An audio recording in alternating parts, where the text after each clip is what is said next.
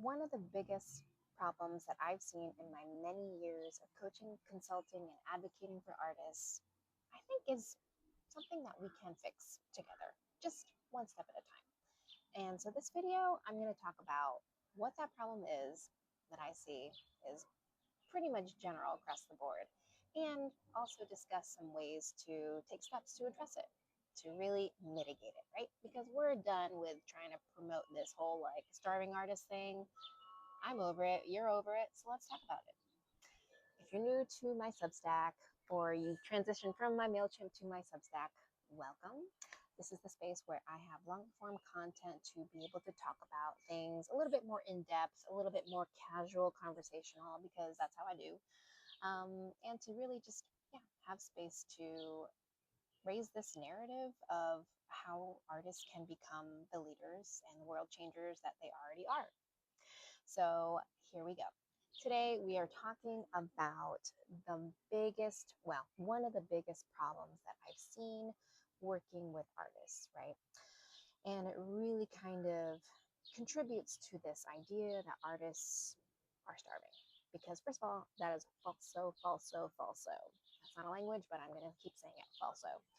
Um, so let's break it down. And then also, I will bring it around so that there's discussion about how we can address this to mitigate this, right? To lessen the impact. But first, let's break down this problem, right? That I've seen.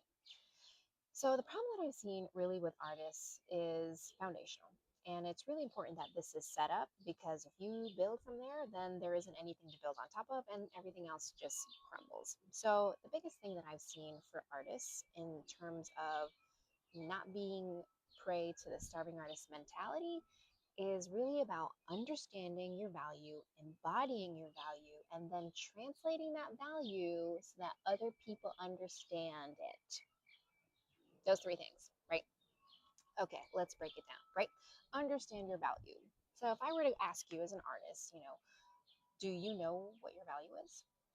Again, not being like psychoanalytical, like critical or anything like that, but no, when it comes to your art and you're selling it, whether it be a product that you've done, you've created, and it's out there in the universe, digital or real, analog, or a service like some sort of workshop or experiential thing or a festival or whatever, like when it comes down to selling those items, right? Putting them to market, if you will, and letting people know it's happening and getting people engaged and wanting to be a part of it, right? Whether or not they're buying tickets or buying the product itself, whatever, right? When it comes to that point of transaction, are you able to communicate what that value is that they're walking away with? I think most artists struggle with that because they don't know how to talk about it. Let's put ourselves in the mind of an artist, which is not hard. Because artists, we do the work, we do the art because we love it. There's this like innate motivation for us to want to create. These ideas keep bubbling up into our heads, and then we just do it. We do. And then most of the time, we're like, we have an idea, we want to do this thing, so we find money to make it happen or whatever. But sometimes we make the thing without the money, which is probably a lot of the time. But when we get to that point where we want to kind of compensate and like give us the money for the thing that we have created without the money, right? Then we get kind of stuck because we're not thinking about what that actually means. To us, it's valuable. We're like, oh, we did it. We love it. Doesn't, don't you all love it? Or we kind of come back to this like insecure kind of state where we're like, oh, I hope they love it. I hope people will love this thing that I've done and put my heart and soul into. And that's a little problematic though, because you know what? Then that value is never communicated, right? So we kind of have to take ourselves out of that mindset of like what it means to us as far as what our process was with that work, creating it, engaging with it every day, busting it out. And we have to think about the other person, the perspective of the buyer, the client, the patron, the participant, whatever, right? And we have to start thinking about their lens and how they're viewing things and what makes them want to come and what is the transformation that they're experiencing from buying your product or engaging with it service or product, right? And we have to do it in a way that makes them compelled, feel compelled to want to do it. And I don't think artists are the best salesperson. I mean, I'm talking to the choir here. I am still working on my sales, but there's something about grabbing hold of that language, making it concrete, and communicating it. And yes, it's going to take some trial and error, right? Like saying like, okay, like come to my show, it's really cool, right? Versus come to my show, you're going to leave, you're going to be in a space where you're going to feel like you're hugged by a million angels, and then you're going to walk away feeling uplifted so that the next week you feel like you're floating on cloud nine, or at least for the next day, right? So that kind of transformation feels more visceral and relevant because people, let's be real, are really stressed these days. And so they're going to want a sense of relief, escape, comfort, community, connection, right? These are all buzzwords that people want more now more than ever, really. So if you can latch onto that and understand that your value is based in that, then you need to start talking about it more, right? So understanding your value, right? Embodying it. Okay, so now you have this enlightenment where you're like, you know what? My art is more than just me making something cool and beautiful. It really does have impact on other people. So now it's about finding that language that is speaking to that person through their lens and why it's relevant to them, and then talking about it more and more and more.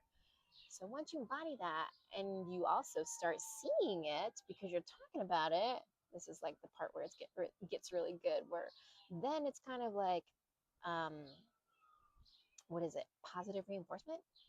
And that's not the word I'm looking for. But, the more that you see it, the more that it's like condensed and solidified in your head that you're like, oh, dang, this is the impact that I'm giving. And so I'm going to start talking about it more.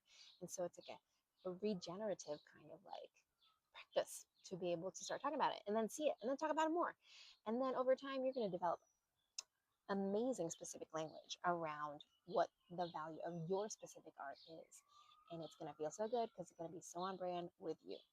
Okay, so let's talk about this again, right? Understanding your value, right? Logically, practicing it out, embodying it, translating it into your cells so that you actually own it. It's kind of a gap, but you'll get there. Embodying it and then translating it with your words so that then it starts trickling into other people and changing the whole ecosystem. Because if we have a community of artists start understanding our value and talking like we have value, this is a whole game changer, my friend. This is a whole game changer. And the whole art ecosystem is going to elevate because of it. So it just takes your part to start understanding your value. And so I'm going to create a next video about really detailing some specific things that you can start chewing on to really integrate into your body and into your mind so that you understand how powerful your art is. If I could just blast this into the ecosystem, into the universe, this would be my message. Like, artists have immense value and power, they just don't know it. And so it's my duty to help you understand it. So tune into my next video because I'm so excited to break it down more with you with real data, real facts, because that's what I'm excited about. And I hope you continue to come through because look, you are already doing it. You're already making art, you're already making an impact. You just got to connect the dots in your head. And that's what I'm here for. So connect those dots, keep on coming, come back to get some more. Okay, talk to you later. Bye.